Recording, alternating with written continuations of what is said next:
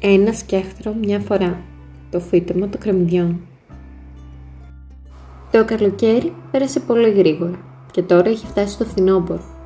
Αχ, πόσο έλειπε στον Αντώνη το σπίτι του στην Αθήνα, που έλειπαν και οι φίλοι του. Μα δεν μπορούσε να κάνει κάτι γι' αυτό. Εντάξει, εδώ που τα λέμε, στο χωριό δεν ήταν και τόσο άσχημα. Είχε μάθει τόσο καινούργια πράγματα και είχε κάνει και ένα νέο φίλο. Όσο δύσκολο και αν είναι να το πιστέψετε, είχε κάνει φίλο του το σκιάχτρο του χωραφιού.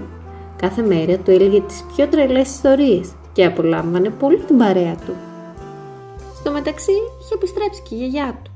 Η μαμά του είχε πιάσει δουλειά και δεν μπορούσε να κάθεται μαζί του όλη μέρα, αλλά δεν τον πείραζε, γιατί η γιαγιά του πήγαινε κάθε μέρα στην παραλία όσο ο παππούς δούλευε στο χωράφι. Και τα απογεύματα πηγαίνανε στην πλατεία έξω από την εκκλησία του χωριού. Εκεί υπήρχαν πολλά παιδιά. Ο Αντώνης όμως δεν έπαιζε μαζί τους γιατί ήταν πολύ ντροπαλός. Καθόταν και χάζευε ενώ παίζαν. Μια μέρα, νωρίς το πρωί, η γιαγιά με τον παππού καθόντουσαν στη βεράντα και έπιναν το πρωινό τους καφεδάκι. Ο Αντώνης καθόταν λίγο πιο δίπλα και έτρωγε τα δημητριακά του. Έχω πολλές δουλειές σήμερα στην κουζίνα και δεν μπορώ να πάω τον Αντώνη στην παραλία να περπατήσουμε. Μήπως εσύ χρειάζεσαι κάποια βοήθεια στο χωράφι? Φυσικά, είπε ο παππούς.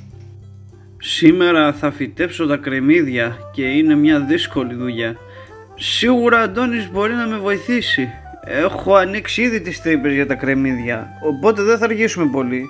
Πριν το μεσημέρι θα έχουμε τελειώσει. Μπορείς να κάνεις τις δουλειές σου μέχρι τότε με την ησυχία σου, καλή μου. Ο Αντώνης κοίταξε τον παππού που κράταγε το χέρι της γιαγιάς. Θα με βοηθήσεις, έτσι δεν είναι, αγόρι μου?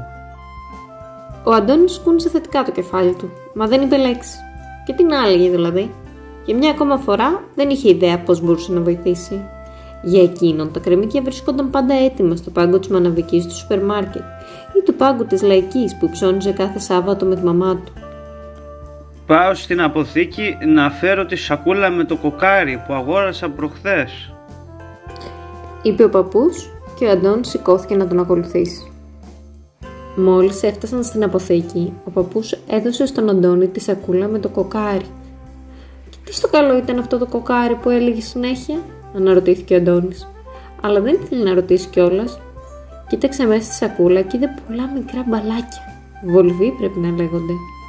Οι βολβοί μοιάζουν με τους σπόρους, μόνο που είναι πιο μεγάλοι, θυμήθηκε που του είχε πει το σκιάχτρο μια μέρα. Όχ, ξέχασα να ποτίσω τις αγκουριές. Αντώνη μου, πήγαινε να ξεκινήσεις και σε λίγο θα έρθω κι εγώ. Θα ξέρεις που να φυτέψεις το κοκάρι, γιατί έχω ανοίξει μικρές τρύπες. Έτσι ο Αντώνης πήγε προς το χωράφι. Στη μέση του στεκόταν ο νέος του φίλος. Φορούσε ένα μεγάλο καπέλο και ένα παλιό πουκάμισο. Την πρώτη φορά που τον είδε ο Αντώνης νόμιζε ότι ήταν κάποιος από τους εργάτες. Ίσως ο κύριος Γιάννης που του δίνει πάντα συμβουλές για το ψάρεμα, ή ο κύριος Νίκος με τη λευκή γενιάντα που του θυμίζε τον Άγιο Βασίλη. Μα όσο πλησίαζε και έβλεπε πιο καλά, τόσο λιγότερο ανθρώπινη του έμοιαζε η φιγούρα. Ο Αντώνης θυμόταν ακόμα πόσο τρομακτικό του φαινόταν στην αρχή το σκιάχτρο. Τώρα είχε μάθει ότι βρισκόταν εκεί για να προσέχει τους σπόρους από τα πουλιά. Πλησίασε πλέον άφαβα το σκιάχτρο και κράτησε ανοιχτή τη σακούλα μπροστά του. Ο παππούς μου είπε να φυτέψω αυτό το κοκάρι στις τρύπες που άνοιξε. Εγώ όμως δεν ξέρω ούτε τι είναι αυτό, ούτε πώς να το φυτέψω. Έχεις καμιά ιδέα? Το σκιάχτρο κοίταξε μέσα στη σακούλα και γέλασε. Φυσικά και έχω μια ιδέα. Ξέρεις πόσα κρεμμύδια έχει φυτέψει ο παππούς σου σε αυτό εδώ το χωράφι? Το σκιάχτρο κατέβηκε από το πασαλάκι του και πήρε τη σακούλα. Έβγαλε από μέσα ένα μικρό μπαλάκι και είπε: Το κοκάρι αυτό είναι ο βολβός του κρεμμυδιού. Μεγάλος σπόρος δηλαδή.